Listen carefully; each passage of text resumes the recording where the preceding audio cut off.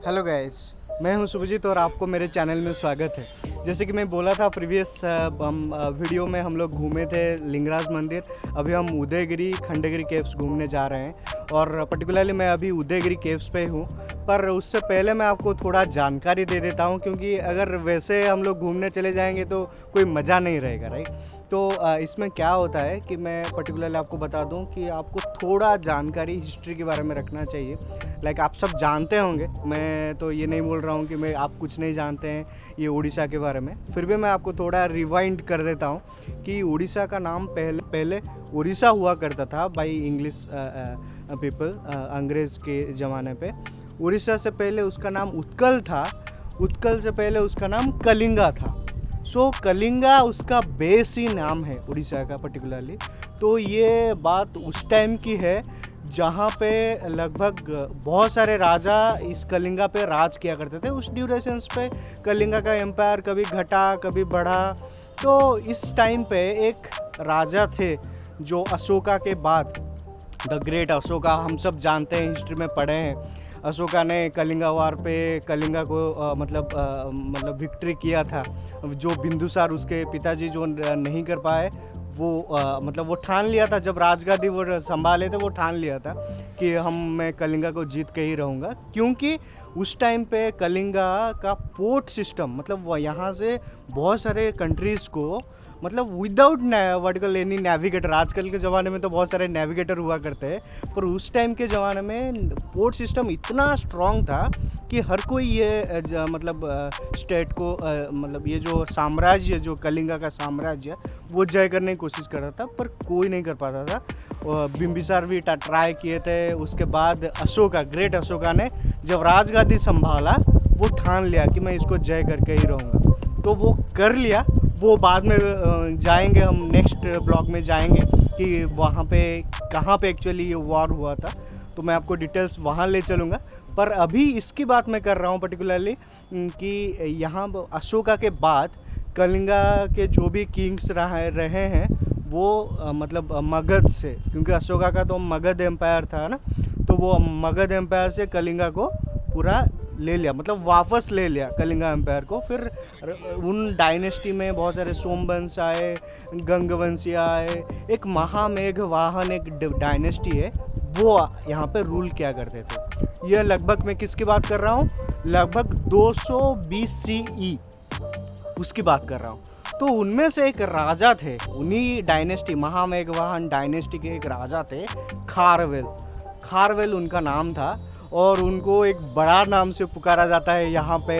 इनको ये बोला जाता है कि अरे राजा महामेघवाहन खारवेल। इतना बड़ा नाम से हुई, जो उपाधि वगैरह दिया करते हैं, राइट, तो इतने नाम से उनको पुकारा जाता था। और ये जो खारवेल के ज़माने में लगभग उन्हीं राजा ने ये खंडगिरी और उदयगिरी केव्स बनवाया है, जो क्या डिपिक्ट करता है कि हमारा कल्चर, उड़ीसा का कल्चर क्या है, कौन कौन से राज्य वो जय किए हैं और उस टाइम पे क्या हुआ करता था। और आपको मैं बता दूं एक बहुत बड़ा मतलब बहुत बड़ी जानकारी है कि वो जैनिज्म को बहुत ज़्यादा फॉलो करते थे। तो ये जो उदयगिरी और खंडगिरी केव्स आप देखेंगे, वो जैनिज्म को रिप्रेजेंट करता है। तो उस टाइम पे आप शायद आप कभी गूगल वगैरह सर्च करेंगे तो आपको आइडिया आ जाएगा कि कलिंगा का उस टाइम पे, जो खारवेल के टाइम पे जो कलिंगा का जो कैपिटल हुआ करता था, उसको कलिंगा नगरी बोल के बोला जाता था, कलिंगा नगरी। तो ये बहुत सारा हिस्ट्री की बातें हो गया। अभी मैं आपको ले चलता हूँ यहाँ पे उदयगिरी, पर्टिकुलर पे उदयगिरी पे 18 केव्स हैं, आउट ऑफ विच 3-4 केव्स है जो बहुत ही मतलब लाजवाब है। और वो डिपिक्ट करता है जैनिज्म को, कैसे डिपिक्ट करता है और क्या क्या है, मैं आपको ले चलता हूँ। ये वीडियो थोड़ी बड़ी हो सकती है, पर आपको बिना जानकारी आप आएंगे यहाँ पे, फ़ोटो खिंचवाएंगे, फिर चले जाएंगे, बोर लगेगा। तो ये मैं नहीं करना चाहता हूँ। आपको थोड़ा बहुत, अगर आप ये कोई भी ये वीडियो देख रहे हैं, तो आपको थोड़ा बहुत आइडिया आ जाएगा कि ये क्या डिपिक्ट करता है और इसमें हम लोगों को क्या क्या देखने को मिलेगा। यही मेरा मेन मकसद है। तो जब भी आप तो जानते होंगे, जब भी मेरे कोई भी ब्लॉग्स आता है तो हमेशा कुछ ना कुछ तो इन्फॉर्मेशन रहता है। हो सकता है कुछ लोगों को ये बोर लगे, पर ये जानकारी ज़रूरी है। ये उन लोगों के लिए जो मतलब शायद भूल गए होंगे या उनको आइडिया नहीं होगा, तो ये वीडियो उनको हेल्प आउट कर सकता है। तो चलिए चलते हैं हम लोग देखने के लिए कि 18 केव्स जो होता है वो नंबरिंग हुआ यहाँ पे है। यहाँ पे कोई इतना बड़ा प्रॉब्लम की बात नहीं है, कोई भी यहाँ पे आ सकता है। इससे पहले मैं टिकटिंग के बारे में बता दूंगा और टाइमिंग्स के बारे में भी बता दूंगा। चलिए चलते हैं। गाइस, ये देख पा रहे होंगे सामने ही उदयगिरी केव्स आने के लिए गेट है, और डिटो इसके सामने अब अगर देख पाएंगे वो खंडगिरी केव्स है। ओके, तो अभी हम उदयगिरी केव्स में हैं। यहाँ पे टिकट काउंटर है। आप जो इंडियंस है उनके लिए 25 रुपये, और जो फॉरेनर्स है उनके लिए इंडियन करेंसी में 300 रुपीज़ है टिकट फीस। तो आप एंट्री करेंगे, यहाँ पे स्मारक है जो डिपिक्ट करता है कि उदयगिरी खंडगिरी हिल्स के बारे में। आप यहाँ पे आके पढ़ सकते हैं। लाइक यहाँ पे 18 केव्स यहाँ पे लिखा हुआ है, 18 केव्स है बोल के। और ये बहुत इंग्लिश, फिर ये हिंदी लैंग्वेज, फिर आपका यहाँ पे रीजनल लैंग्वेज जो उड़िया है यहाँ पे वो क्राफ्टेड है गवर्नमेंट की तरफ से। और ये वो मैप है एक्चुअली, जो आप कैसे विजिट करेंगे, कितना जो 18 गुफास है आप कैसे विजिट करेंगे, यहाँ पे क्लियरली मैप है। तो मैं आपको आसानी के लिए मैं आपको बता दूँ, आप ये स्ट्रेट इधर से भी जा सकते हैं हम लोग, इधर से भी जा सकते हैं हम लोग, पर हम लोग इधर से जाएंगे जो केव नंबर 1 से शुरू करेंगे और 18 पे एंड करेंगे। तो चलिए चलते हैं।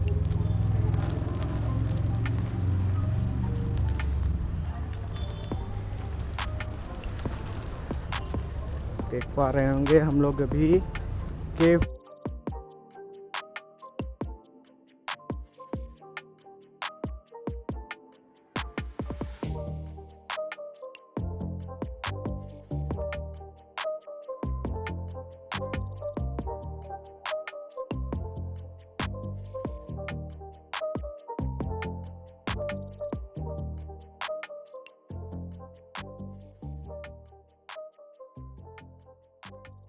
गाइस, ये रानी गुफा है।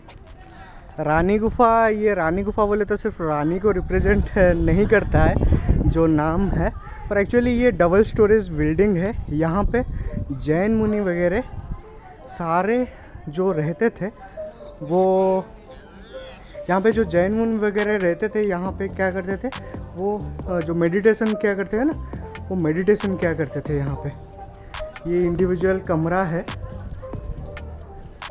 देखिए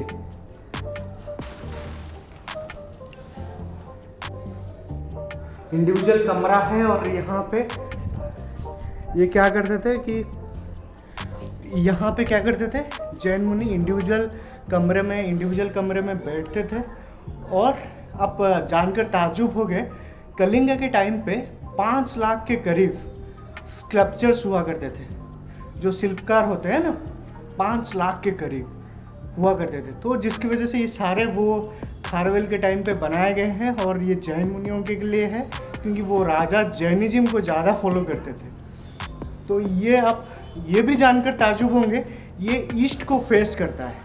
तो आज पर वास्तु हम लोग अगर हिंदुज़म में फॉलो करते हैं, राइट, तो हमेशा ईस्ट को ईस्ट और नॉर्थ हर एक दिशा का एक अपना अपना प्रावधान होता है, राइट, फॉर मेड ड्यूरेशंस पे ये बनाया गया है। सो आप यहाँ पे भी इस केव में, पर्टिकुलरली रानी गुफा में, ये एक्चुअली डबल स्टोरेज केव है। ये बहुत ही बड़ा केव है एक्चुअली उदयगिरी पे।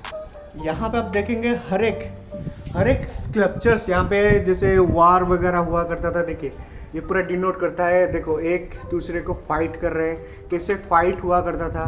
क्योंकि सम्राट खारवेल जो होते हैं ना, उनके टाइम पे जो साम्राज्य हुआ करता था ये कलिंगा का, वो मगध एम्पायर, मतलब यूपी के जो कानपुर है अभी का, और नीचे मदुराई, जो आप जानते होंगे उस टाइम पे मदुराई के भी किंग हुआ करते थे।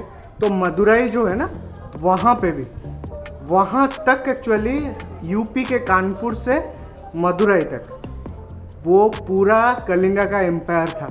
आप शायद जानते होंगे आंध्र प्रदेश में भी एक जगह है जो कलिंगपट्टनम बीच बोला जाता है, क्योंकि वो उसी टाइम पे वो एक पोर्ट हुआ करता था कलिंगा साम्राज्य का।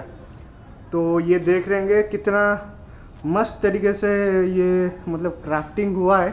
अभी थोड़ा बहुत तो डिफेस हो गया है बिकॉज जैसे जैसे ये 220 CE पे बनाया गया है। आप समझ सकते हैं कितना इन्वेजन हुआ होगा और कितना मतलब इसके ऊपर बहुत सारे टॉर्चर हुए होंगे। तो ऐसे है, मतलब आप ये समझ लीजिए कि कितना अच्छे तरीके से वो डिपिक्ट करते हैं ये पर्टिकुलरली रानी गुफा। ये देखिए कुछ कुछ डिफेस हुए हैं। देखिए ये शेर है, शेर के ऊपर कैसे कोई देवी का फोटो है। मैं एग्जैक्टली श्योर नहीं हूँ। जैसे नृत्य वगैरह करने के लिए द्वारपाल हैं, यहाँ पे द्वारपाल है। ये सब एक यहाँ पे एक छोटा केव है, मतलब ऐसे ही उनका स्ट्रक्चर है।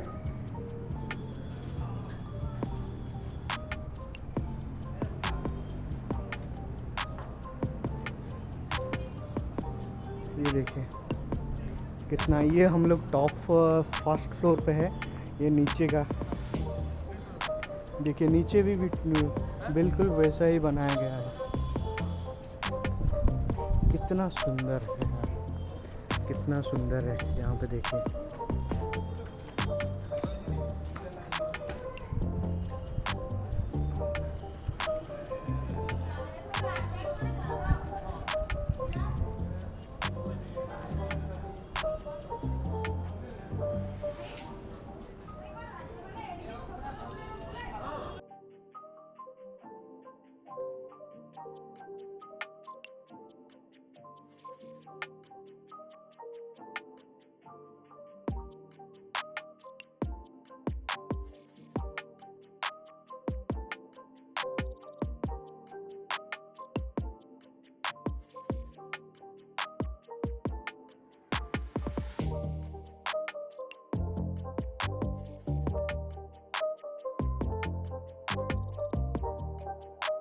लोग रानी गुफा तो देख लिए। अभी हम नेक्स्ट गुफा की तरफ जा रहे हैं, जो उसको बोलते हैं बाजाघर गुफा या राजाघर गुफा। चलिए देखते हैं। वो एक्चुअली शेल्टर पर्पस के लिए यहाँ पे जैनिज्म लोग, जो जैन धर्म के जो गुरु हुआ करते थे ना, वो मेडिटेटर्स, वो यहाँ पे रेस्ट लिया करते थे। अब देख रहे हैं ये बाजाघर गुफा। ये छोटा ही गुफा है। यहाँ पर रेस्ट लिया करते थे, मतलब जब मेडिटेशन करते होंगे, मेडिटेशंस के बाद ये दिन भर में रेस्ट करेंगे, राइट। तो ये वो गुफा है, बाजागर गुफा उसको बोलते हैं। ये सेकंड नंबर गुफा है। इसका बोल दिए छोटा हाथी गुफा। आप देख पा रहे होंगे छोटा हाथी गुफा, वो छोटा ये गुफा है। अलकापुरी गुफा ये फोर्थ है।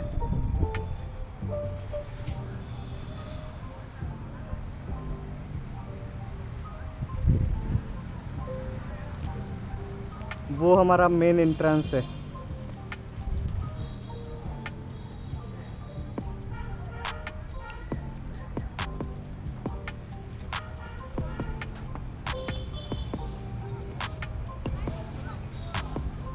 ये गुफा नंबर 5 जया विजया गुफा।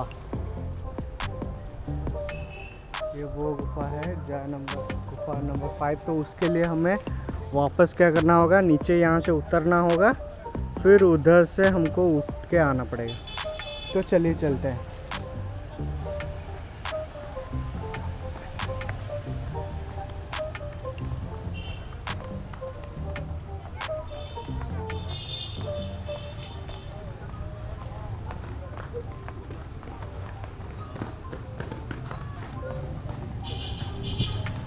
यहाँ पे बहुत सारे दर्शक आए हुए हैं, जो पर्यटक हैं।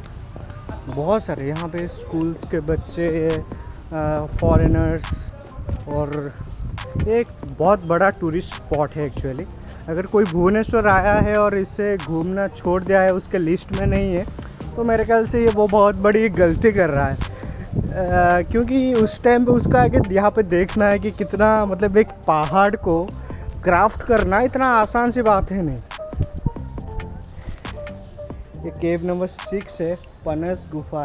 ये मतलब छोटा मोटा गुफा है जो जैनिज्म लोग जो रेस्ट लेते होंगे ना, तो उसकी पर्पस पे ये बनाया गया है। ये 7 नंबर गुफा क्रॉस, ये ठाकुरानी गुफा। फिर ये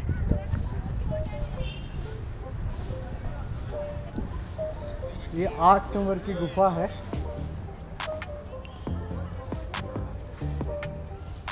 इसका नाम है पातालपुरी गुफा। इसका नाम पातालपुरी गुफा है। ये बहुत छोटा छोटा गुफा है, वो सिर्फ रेस्टिंग पर्पस के लिए ये लोग यूज किए होंगे। देखिए ये एंशिएंट टाइम पे यहाँ पे पिलर हुआ करता था, अब वो पिलर नहीं रहा।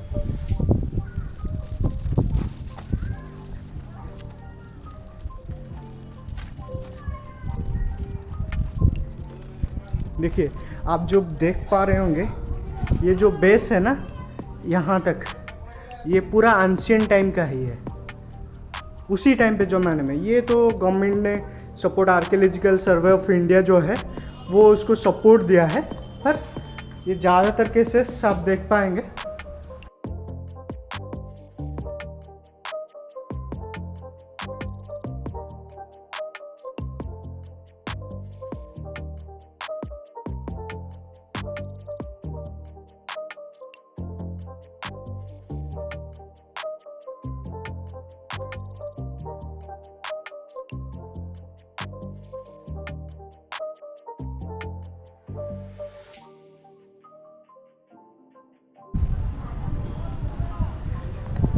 गाइस ये जो गुफा है ये हाथी गुफा बोला जाता है। और ये पर्टिकुलरली मैं अगर बता दूं, ये केव नंबर 14 है।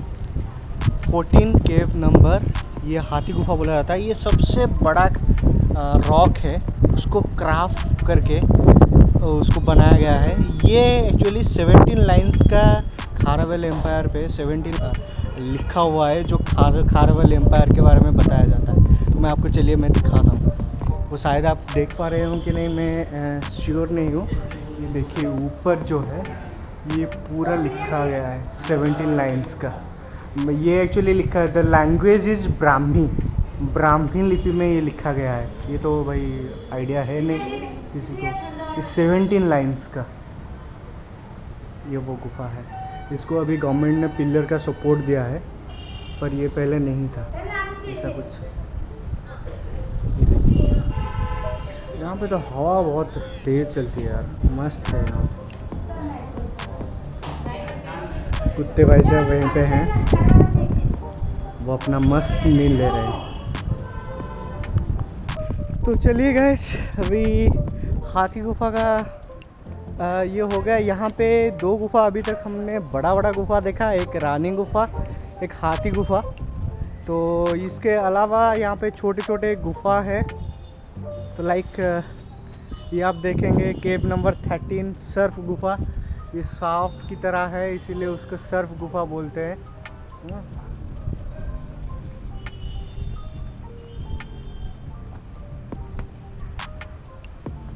ये देखिए अभी हम लोग चल रहे हैं ऊपर की तरफ। केव नंबर 12 इस व्याघ्र गुफा। देखिए कितना अच्छे से क्राफ्टिंग किया गया है यार। ये उन जमाने की बात है यार, अभी तो भाई देखिए, अगर आप देख पा रहे होंगे, इट्स लाइक टाइगर अपना मुंह निकाला हुआ है। रियली नाइस यार। ये केव नंबर 12 है। ये जंबेश्वर गुफा, छोटा छोटा गुफा है। ये छोटी गुफा पर बहुत सारी चीज़ें बोलती है कि उनका नॉलेज हम लोगों से बहुत बोले तो नेक्स्ट लेवल का ही था। हम लोग शायद माने या ना माने, इससे कोई फ़र्क नहीं पड़ता है। जो सच है उसको स्वीकार करना चाहिए, तभी जाके हम लोग आगे बढ़ सकते हैं। ये सिर्फ मैं यही बोल सकता हूँ। हम जितना चाहें, जितना भी श्रेष्ठ स्तर जाएंगे, उतना हमारा संस्कृति के लिए, हमारा देश के लिए अच्छा होगा, ताकि हम लोग कुछ छोड़ पाएँ हमारे बच्चों के लिए, नेक्स्ट जनरेशन के लिए। जो 200 BC का चीज़ है, मतलब धरोहर है, हम उसके बारे में आज डिस्कस कर रहे हैं, घूमने आ रहे हैं।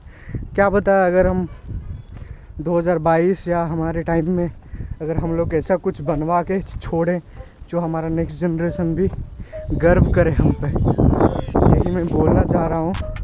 और हम सबको भी वही करना चाहिए कि जितना हो सके हम लोग अपनी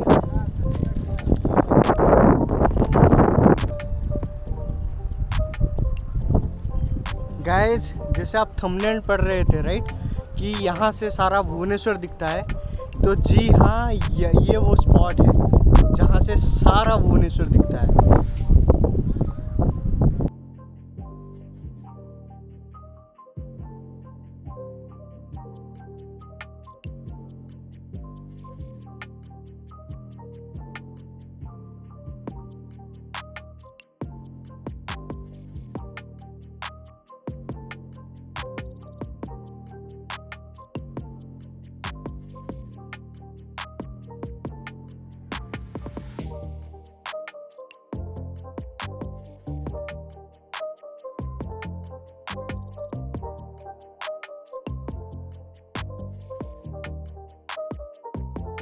गाइस, घूम घूम के थक गए हैं।